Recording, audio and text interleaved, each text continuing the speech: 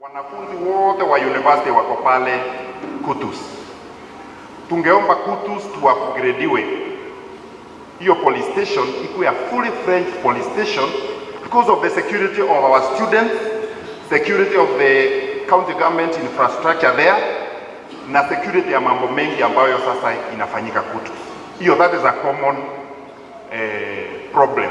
Ukienda pale Gogoine kuna mambo mingi inafanyika hapo ambayo si mzuri. Kuna wizi, kuna mambo ya bangi, kuna pombe haramu, na ukitufungulia hizo police posts tuta improve security ya hizo area. We cannot have drunkard police officers who are drunk in the morning, then you tell me that they are going to handle the issue of alcoholism. Kwa hivyo tunahitaji magari ya polisi, tunahitaji kuongeza sehemu za utawala hapa, hata kama zingine hamtataja, locations, divisions, other administrative units.